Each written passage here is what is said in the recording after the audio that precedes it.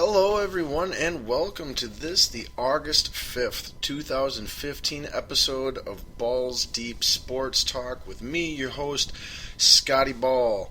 Thanks for tuning in tonight. This is our 25th weekly episode of the show being brought to you here on WNLMradio.com. Again, that's WNLMradio.com from Northern Lights Radio.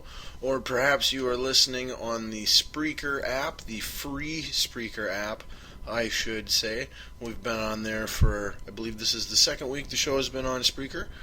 And we have our entire library on demand on the free Spreaker app. So not only can you listen to the show live at 9 o'clock, you can also listen to the show anytime you choose after that.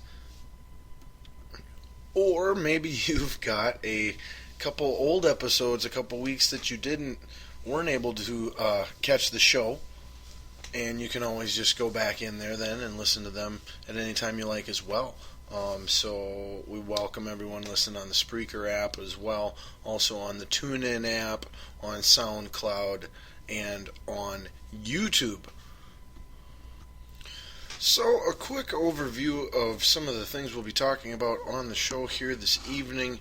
We will be talking about NFL football as the preseason is underway. We've actually got our first football game of any kind coming up here this Sunday, the Hall of Fame game that starts every preseason on the NFL calendar. And this year the Vikings are playing in that game, and they will be playing against the Pittsburgh Steelers. Unless I'm starting off the show being completely wrong. Which that'd be awesome, wouldn't it? But I don't care. It's my Vikings. I could care less who they're playing. It's preseason. Whatever. But anyway, we got lots of NFL preseason to discuss, including more than just my Minnesota Vikings. Some contract extensions out in Seattle were signed. Some player off-field troubles and news with New York Jets key players. New hirings as well in NFL front offices. And other related player news, I guess, would be the majority of our football topics tonight. We've also got baseball to discuss, going over the current standings, giving you our current state of the Twins as we try to do kind of every week here. Again, Scotty Ball is a Minnesota sports fan and lifelong resident, and so we do focus a little more on the Minnesota sports teams than other teams, but any national story of any kind in any sport we try to discuss and, devote an ample amount of time and thought to every week here. But and then we've got plenty of trades. We'll try to get you caught up on the trade recaps as well in the baseball season, as the trade deadline came and went for that on Friday. Now people can still be traded, but there's a big complicated process of how they would have to go about doing that now, clearing waivers and certain things, and I'm not going to get into that at any point in time. But like I said, we will recap best we can some of the bigger trades that happened and what teams kind of separated themselves as making a big push, not making a push when maybe they should have, making questionable moves, things of that nature. We've also got pro wrestling to discuss. I say pro wrestling because it's not just WWE related pro wrestling news this week. It is other promotions being discussed as well. Most notably my current favorite in the world and arguably of all time, Lucha Underground. So we will be discussing Lucha Underground on tonight's show for those wrestling fans who are enjoying the best wrestling, like I said, in the world, or at least on American TV programming, and arguably the best ever on American TV programming. Although ironically, it is on the El Rey Network, EL space REY, not RAY, REY. I have that on Dish Network. I assume DirecTV provides it as well, and I would think that a good majority of cable providers have it as well. If you don't have the channel, look into acquiring it specifically for that show. However, maybe wait a few weeks and see if any news breaks on the channel renewing their contract for their second season or not. But anyway, we'll discuss more Lucha Underground later and other WWE related news, including Rowdy Roddy Piper, SummerSlam events, storylines, and Stardust, a little news with Stardust. We'll also be discussing what happened at UFC 190, which I was fortunate enough to get to watch, not in person at the event, but obviously it was down in Rio de Janeiro, Brazil. How awesome would that be, though?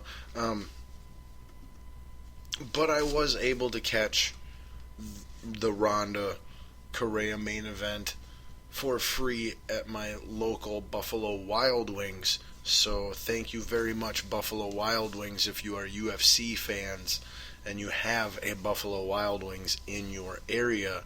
The next time there is a UFC event, I highly recommend going there to enjoy both the fights and the food and beverages and service. We will also be discussing a small amount of basketball news, a tiny bit of hockey news that I neglected to get in last week, or if I did, I wasn't able to give it enough detail as I wanted to last week. And a little bit of golf news, including LPGA ladies golf news, and a little boxing news involving Floyd Mayweather, and who knows what else. So that's what we got on in store on the show tonight. Again, thanks for tuning in, whether you're listening on the TuneIn app, the Spreaker app, YouTube, SoundCloud, or WNLMradio.com. Thanks for tuning in. I'm Scotty Ball, and you're listening to Ball's Deep Sports Talk. So let's get to our hit opening segment here on the show, which we call, everybody together, Balls on Fire. What has got me, Scotty Ball, the most on fire, the most fired up, the most heated up, negative, positive, whatever? Doesn't have to be just, angry, upset. It can be excited as well. Now, as always, it seems like for me, there are, at least a couple, usually several different topics I could start with that, have me fairly fired up. The UFC 190 Ronda Rousey Beth Correa fight definitely was right up there, but we will get to that a little later. I decided not to start with that. I started with Ronda after her last fight where she destroyed Kat Zingano, and so I figured I would save her for, we'll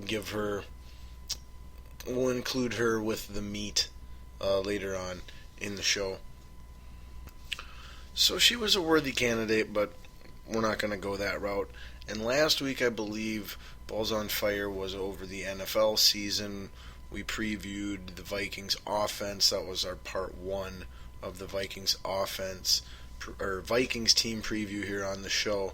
This week we'll be doing part two, previewing our defense, more specifically breaking down that. We will also be going over the official, or at least semi-official, depth chart, full team depth chart, which came out the other day, and I will try to give you your best idea of, who's going to make the final 54-man roster.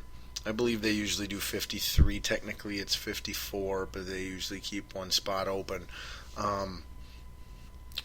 Or maybe that rule's changed, and I'm just not aware of it. Somebody let me know if I'm wrong. Or somebody let me know if I'm right. That'd be pretty cool, too. Oh, boy, how would you do that, though? if you wanted to let me know if I was wrong or right about anything that you hear on the show, well, you could follow the show on Twitter, which is my preferred method. That would be at BDST Show. Pretty simple. Or if you prefer Facebook, you can friend me and like my public figure pages both by searching Scotty-Ball.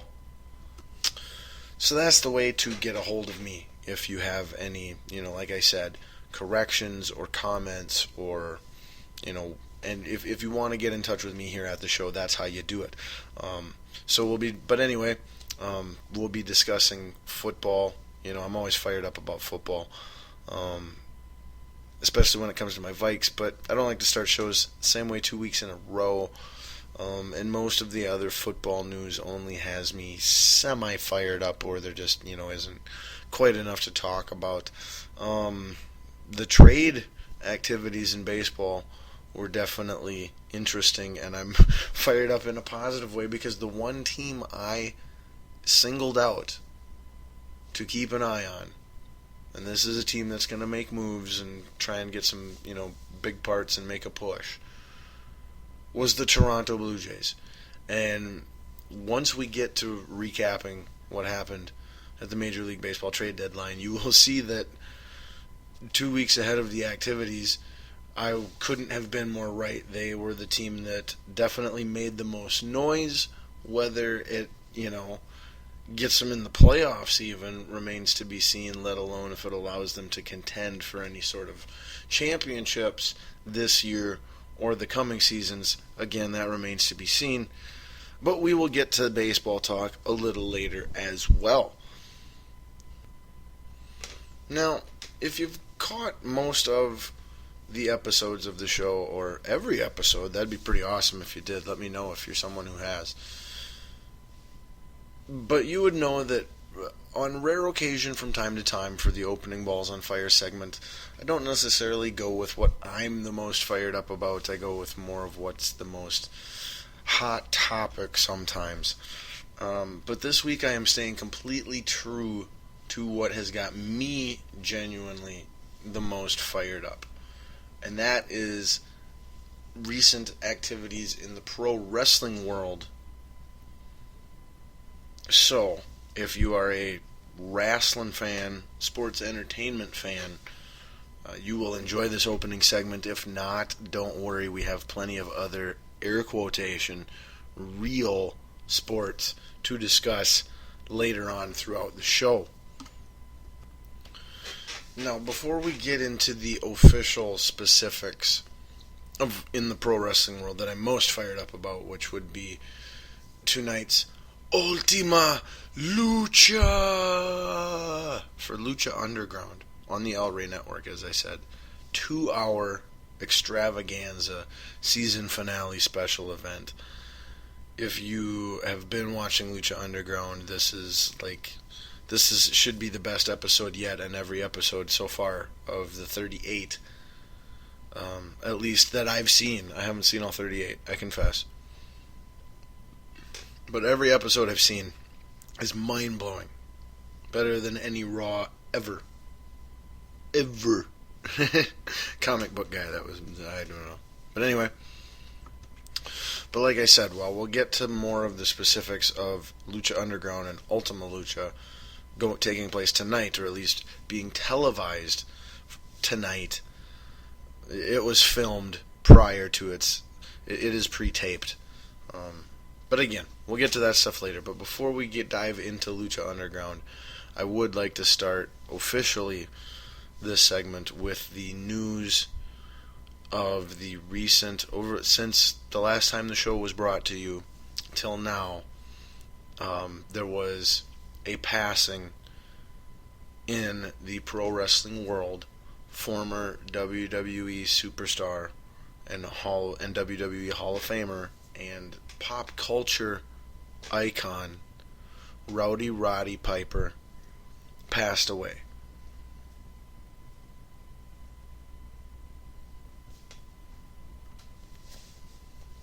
Now, as someone who was a child of the 80s and 90s, but a young child in the 80s.